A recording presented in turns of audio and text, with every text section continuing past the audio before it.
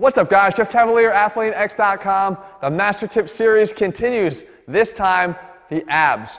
There actually is a master tip that applies to every single ab exercise. Remember, the master tip, to qualify as such, needs to apply to every ab exercise you do. It needs to not require any extra equipment or experience in order to be able to pull it off. It also needs to be able to be something that you can do immediately the next time you train your abs. And finally, the damn thing has to work. I say that all the time. This one does work. I'm going to show you what the big problem is when it comes to ab training.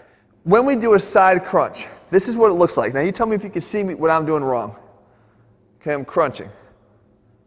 Now I'm not grabbing with my neck here. That's one of the worst. You can't do this. That's one of the worst things. But that wouldn't apply to every exercise. What I'm having a problem with, and what we need to fix, we have to stop isometrically contracting the abs or the obliques or whatever muscle group that we're training here and running through the reps with this isometric hold. Because what we're doing here, if you look closely, is we're getting one single isometric contraction here, and then we're moving our body. You see people do this all the time. Look at how much movement I have going on up here at the top. But I'm not eccentrically lengthening or even concentrically shortening this muscle at any point in time. What would look better, and what we need to start doing, is allowing the full cycle of contractions. So if I come down, I'm letting it go. And then I come up into a full contraction. And then I let it go, eccentrically lengthen.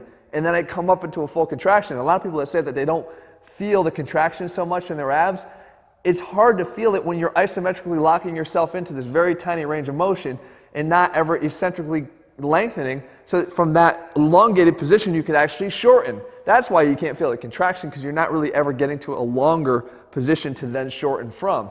So it applies to a crunch on your back too. We look like this when we do our crunches. We're up here, we crunch, and we go up and down like that. And again, forget about what you're doing up here. Of course you don't want to be ripping on your head here like that and pulling on your neck.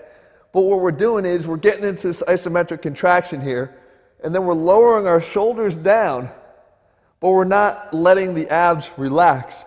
It's this constant isometric. And try them. You can feel what I'm talking about. When you come down, you want to let it go, and then contract, and let it go, and contract. Okay? I'm not talking about hyperextension here. The floor is stopping me from that. I'm just talking about letting that contraction go so you can actually shorten and get a stronger contraction. If we're up on a bar, this is where it's done wrong almost all the time. We're up here, people do a leg raise, they get into this position here, and then they just move their knees up and down off of that one contraction of the abs. Now you might be thinking to yourself, but wait, if we're contracted the whole time, isn't that better?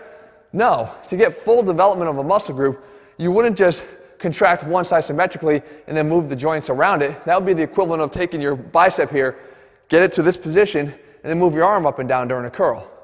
You're not getting optimal development of the biceps by doing this. You're getting optimal development of the bicep by going to eccentric lengthening of the muscle and then shortening the muscle. The same thing happens here. We'll get up on the bar, we shorten. Remember guys, show your ass here, you gotta get your ass up. But when you come down, you let it lengthen inside the abs. Okay?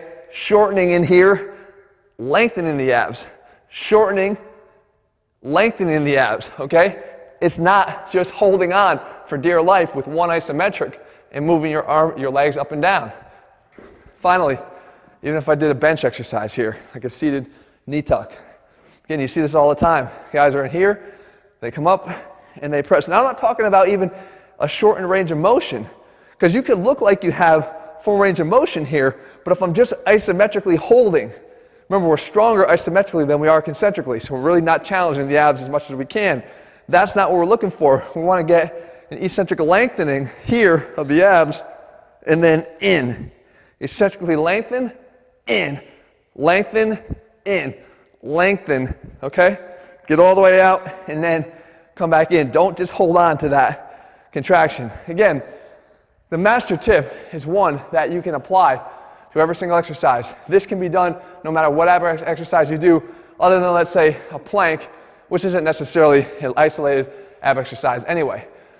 You need to have some movement in order to be able to have that done. A plank is an isometric in and of itself. So, guys, the master tip is designed to help you to get more out of the exercises that you do. We all do a lot of the same exercises, but it's how you do them that determines what you get out of it. If you're looking for a complete program where we always care about not just the exercises that we're programming for you, but how you do them, head to ATHLEAN-X.com, use the program selector tool in the link below this video to find the program that's most suited to the goals it is that you're trying to achieve at the moment.